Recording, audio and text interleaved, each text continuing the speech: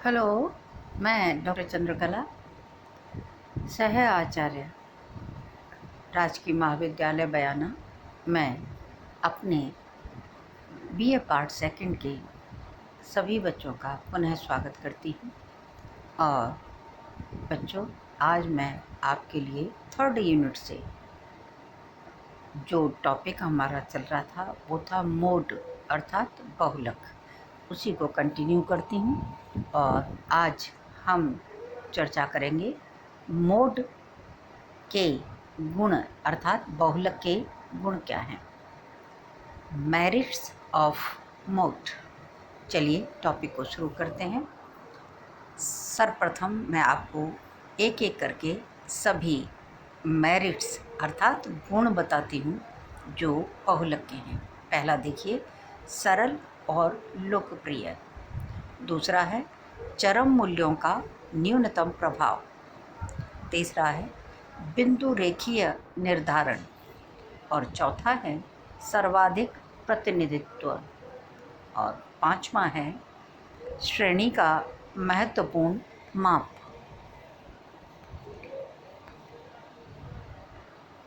छठा है आवृत्ति पर निर्भर। और सातवां है परिकलन विधि सरल। चलिए अब इन्हीं बिंदुओं पर विस्तार से चर्चा करते हैं। सबसे पहला गुण जो मैंने आपको बताया है वह है सरल और लोकप्रिय। इसको देखिए, बहुलक माध्य का सबसे महत्वपूर्ण गुण होता है कि इसको समझना बहुत सरल है, इसको ज्ञात करना भी सरल है, इसको समझना भी सरल है।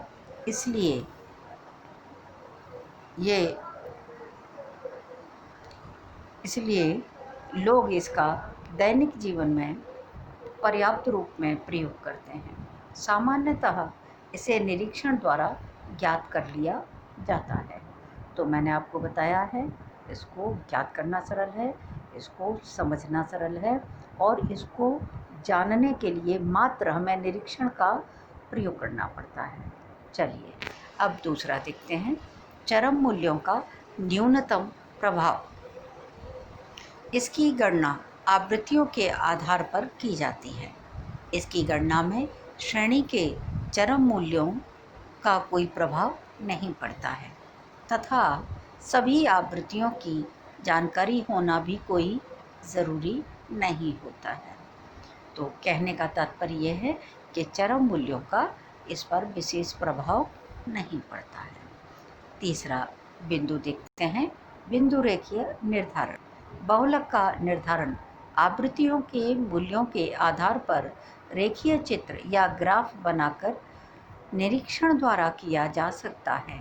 तो देखिए, इसमें दो चीज़ें आई हैं। निरीक्षण तो पहले वाला ही है, निरीक्षण के अब बिना आप बहुलक को ज्ञात नहीं कर सकते, ठीक है। इसमें जो दूसरी बात बताई है आपको वो है रेखीय चित्र या ग्राफ बना करके आप निरीक्षण करें और आवृत्तियों के मूल्यों पर जो भी निरीक्षण आप करेंगे उससे आपको बहुलक पता चल जाएगा, ठीक है। आगे बढ़ते हैं और चौथा पॉइंट लेते हैं, सर्वाधिक प्रतिनिधित्व। बहुलक श्रेणी का वह मूल्य होता है जो सबसे अधिक बार प्रयुक्त होता है, अर्थात जो सबसे अधिक बार आया होता है। यह सर्वाधिक आवृत्ति पर आधारित होता है। इसीलिए जिन अध्ययनों में केंद्रीय प्रवृत्ति का निर्धारण करना होता है, इसमें बहुलक सर्वाधिक उपयोगी माध्य माना जाता है। अब नेक्स्ट में देखिए, श्रेणी का महत्वपूर्ण माप। तो बच्चों, समंकमाला में अनेक श्रेणियाँ होती हैं तथा उनके अनेक मूल्य होते हैं। बहुलक जो है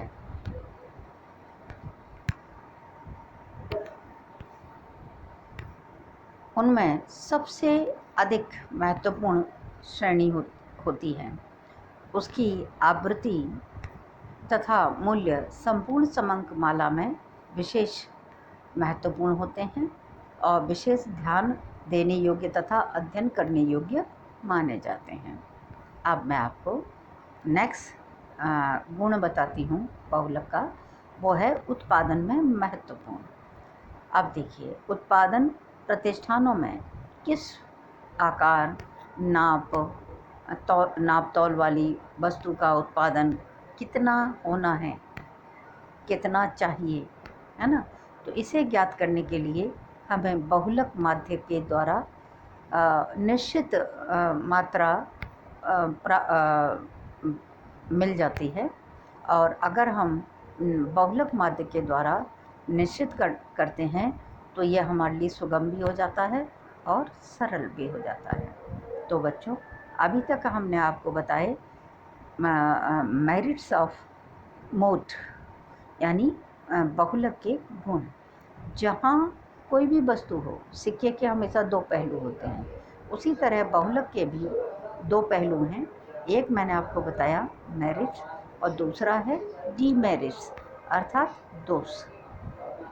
जहाँ बहुलक के अनेक गुण हैं, अनेक लाभ हैं, वहीं कुछ दोष और सीमाएं भी हैं जिन्हें अनदेखा नहीं किया जा सकता है। चलिए इनके दोषों का दृष्टिपात करते हैं। पहला है सभी मूल्यों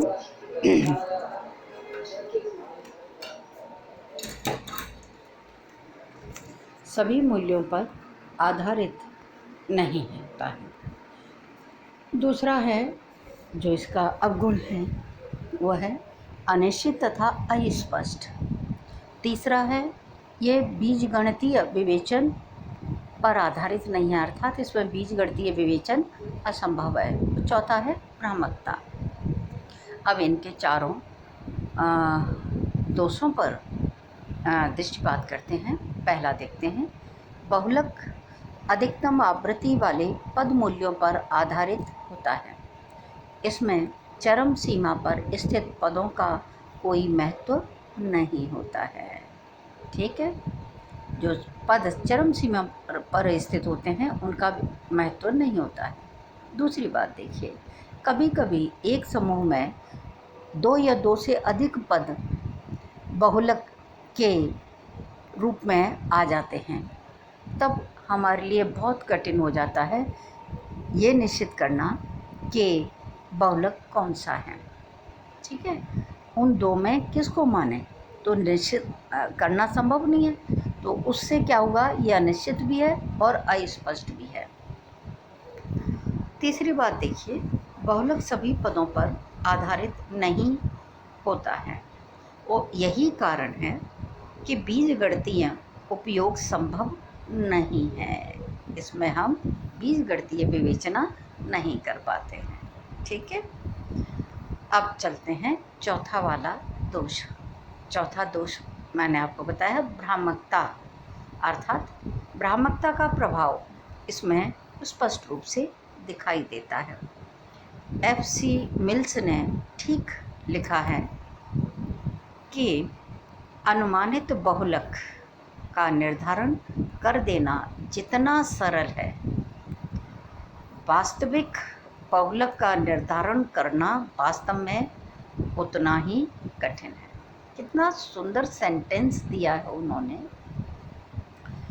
देखिए कि FC मिल्स ने जो बात कही है बिल्कुल सही है कि अनुमानित बहुलक निकालना चाहें तो आप निरीक्षण करेंगे, फटाफट आपको दिख जाएगा। जो जितनी अधिक बार आया है, यानी जो सर्वाधिक बार आया है, जिसकी आवृत्ति सर्वाधिक है ना, निरीक्षण किया और आपको पता चल गया ये अनुमानित है, ये वास्तविक नहीं है। लेकिन जितना ये सरल है, एक निगाह से देखा और पता कर लिया, उतना ही वास्तविक बहुलक को निर्धारण करना कठिन होता है। तो बच्चों, मैंने आपको आज जो चर्चा की है merits and demerits of mode. मैंने आपको मोड के गुण भी बताए हैं, मैंने आपको मोड के दोष भी बताए हैं, अर्थात बहुलक के गुण क्या हैं, फायदे क्या हैं और बहुलक के दोष क्या हैं। तो फायदों, जो बहुलक के लाभ हैं उनको प्रयुक्त करने के लिए बहुत ज़रूरी है कि हम दोषों से बचें। दोषों को जानना हमारे लिए ज़रूरी होता है, तभी हम उनसे बच सकते हैं और इस विधा का प्रयोग कर सकते हैं, इसका लाभ उठा सकते हैं। लाभ उठाने के लिए हमेशा हमको दोषों पर सावधानी रखनी पड़ती है, ठीक है। इसके बाद भी अगर आपको कोई पॉइंट समझ नहीं आया हो तो आप ऑनलाइन मुझसे संपर्क कर सकते हैं, मेरे मेल आईडी पर संपर्क कर सकते हैं। प्रॉब्लम आप मेल कर दीजिए मुझे, मैं आपको सॉल्यूशन दूँगी।